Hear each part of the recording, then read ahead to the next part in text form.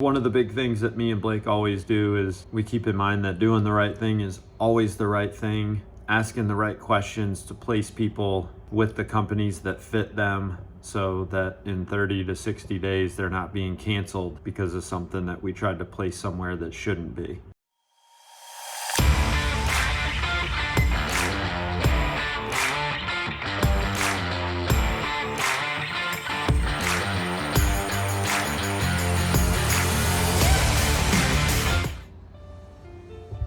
Wrapping up our Monday meeting to start the week. It's President's Day. Pretty slow week for me. Blake kicked some ass, so it's always good to see. Karen did a ton of visits, which is also very, very exciting. And Jake just keeps plugging along, steady Eddie. He surprisingly was supposed to go to Dallas or Austin, Texas yesterday, but was delayed because there's a ton of snow in Texas right now. So crazy times. All in all, not a bad week last week, guys. I have some stuff that will come through this week that will already make it better than last. It's good to kind of check in for us. I think one of the big things that me and Blake always do is we keep in mind that doing the right thing is always the right thing, asking the right questions to place people with the companies that fit them so that in 30 to 60 days they're not being canceled because of something that we tried to place somewhere that shouldn't be. For example, if they had some sort of dog that was on the list, or what a lot of people won't tell us about are trampolines. So we always ask about dogs, pools, and trampolines, because what'll happen is if I ask about trampolines and someone says no, we write the policy, the homeowner's insurance company goes out, does an exterior inspection. They see a trampoline in the backyard. It's an ineligible exposure to some insurance companies, not all. And that leads to a cancellation letter that gets sent to that client in the mail. They've been in the home 30 to 60 days and it's just not a good experience for them. They call me back. We got to rewrite the policy, move a bunch of money around. Not that it can't be done, it just ultimately doesn't provide a good experience for the client. So we try to do all the upfront underwriting that we possibly can to fit people in a spot.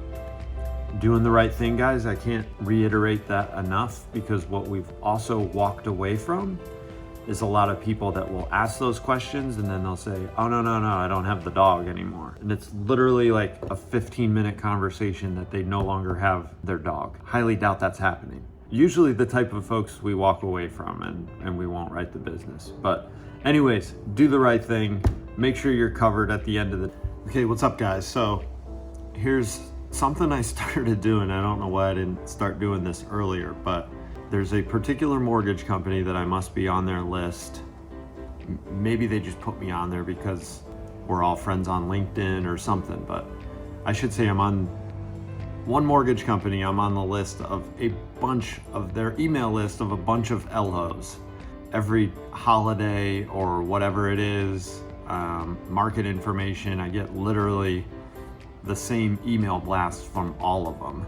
What I started doing was just replying back and saying, hey, do you have anybody I can help out with homeowners insurance right now? Send them my way. Much like they're keeping in touch, I figure rather than deleting them, I might as well reply back and see where it goes. What's the worst that happens? They don't respond. 2, maybe they send somebody and we start working together, which that'd be solid. Or 3, they just remove me from their list and life goes on. Try it. If you try that, let me know how it goes. I'm sure somebody's picked up a good relationship somewhere along the way by replying to the mass emails that are being sent out. What's up, guys? It's been a crazy couple of days, maybe not necessarily in the office, but around the country with all this weather. Texas is experiencing negative temperatures and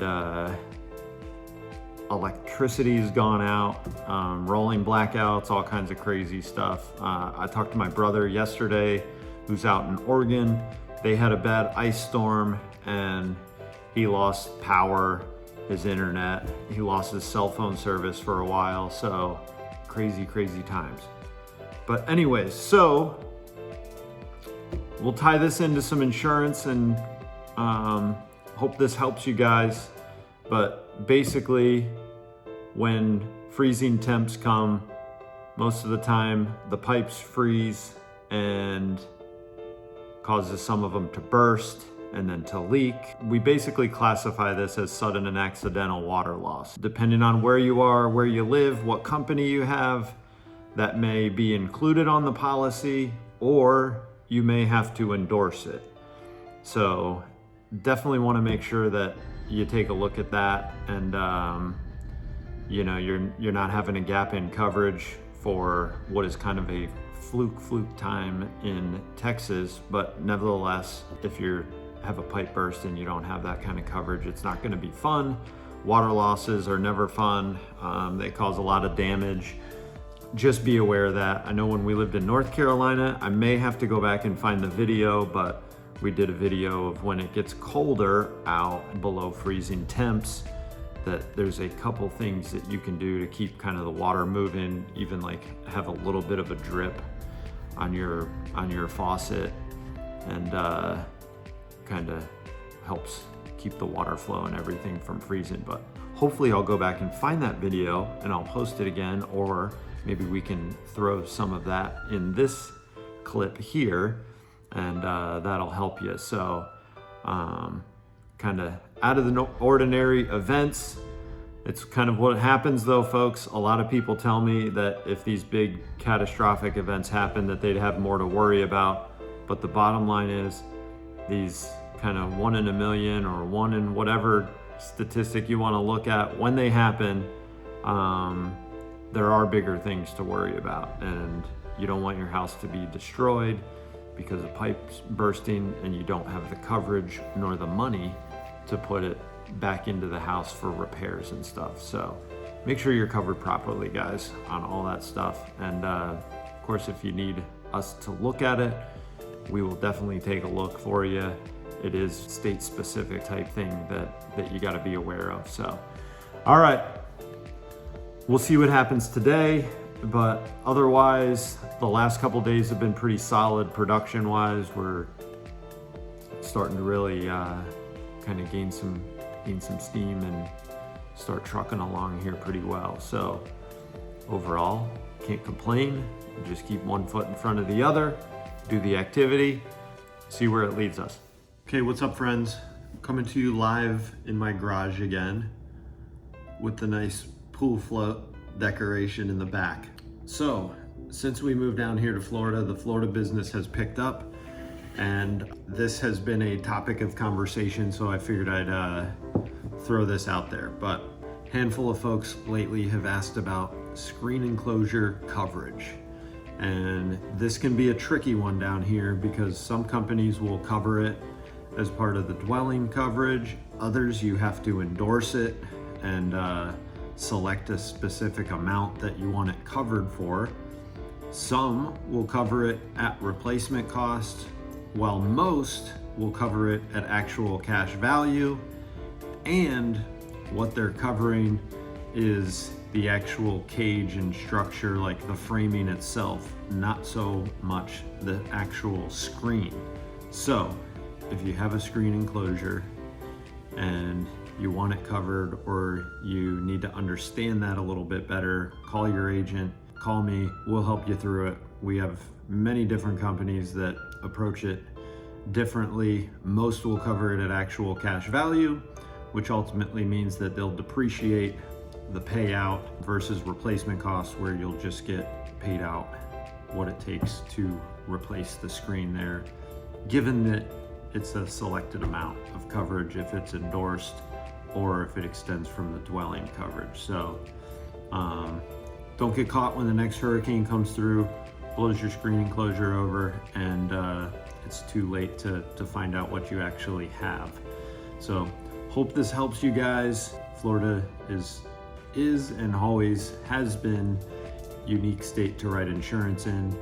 I actually started my career down here in 2005 in Palm Beach Gardens, so it's continually ever changing down here, and rates typically go up, and they go up a significant amount. So working with a independent agency such as us is a good thing, because you need to have the ability to shop your rates. You don't want to be stuck with one company and their rate the whole time. So we're constantly kind of looking and reshopping folks to place them in a better position where their rates don't go up as much, even though they're a couple years ago, some of those rates are not even available anymore. So anyways, screen enclosures, guys, hope this helps.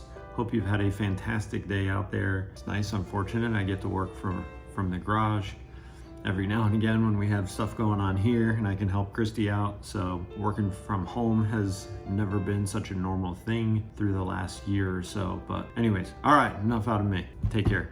Okay, what's up guys? Ryan Mahoney here with Goosehead Insurance with my friend over there, my pool friend.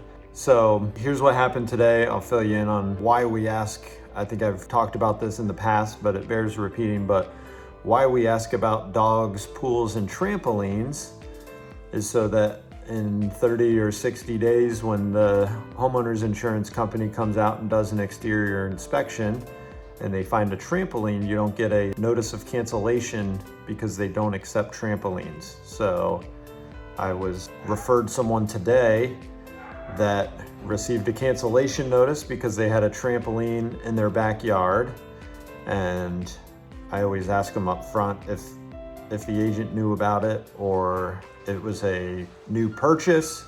They said no one ever asked about it. They never told them about it. I think it just kind of goes unnoticed. It's a non-issue. But anyways, that is why dogs, pools, and trampolines, we try to underwrite as much as we can up front. No one's perfect, but we try to do all that up front so that in 30 or 60 days after writing a policy, the client doesn't get a cancellation notice. And then also, we're just working twice as much when we don't need to either. So as agents, we have to make sure we're doing as much of that stuff up front and asking the right questions to stack the cards in our favor so that nobody gets any cancellation notices due to any of those three things. So, all right, guys, hope you've had a great week, and we'll see you next time. All right, friends, here's another thing that keeps coming up that I think will be very, very helpful to everyone. In insurance, when we insure a house, we are insuring it for replacement cost. Basically, that just takes into account the square footage, bedrooms, bathrooms, and the finishes, and says if the house were to burn down or blow away, here's what it would cost to rebuild. Now, we get a lot of questions on if someone, let's use a 2,000 square foot home and say it's insured for $300,000 to rebuild it on our side. Now, if that home overlooks the ocean and you're buying it for $1 million and you're financing $1 million, sometimes the lenders will come back and say that it's not insured for the loan amount, but it is covered at 100% replacement costs. So what we run into is we just have to send them our estimated replacement cost calculator, the tool that we use, and that usually takes care of it. There are some agents that will not send that to the loan officer, and it creates a bad experience for the client. But anyways, your market value can be higher or lower than the replacement cost of the house, because your market value of the home is going to take into account that ocean view, the desirability of the neighborhood, location, all that kind of stuff. Hope this helps, guys. Market value versus replacement cost. We don't have to worry about insuring your land, the location, or the view. We just want to rebuild your house in the event that it burns down or blows away. If you have any questions around market value versus replacement cost, please let us know. It comes up all the time. And here's the other thing I can tell you. In a place like Florida, where it's near the water, typically the replacement cost is a lot lower than the market value, because there is a high demand for people moving down that want to live next to the ocean. Creates a higher price point on the house, and but it doesn't create a higher cost to rebuild because of that location. So, all right, on to the next bit of insurance tips for you guys out there. Hope it helps. Please let me know. Drop me a comment if you have any questions regarding this, and we'll see you soon.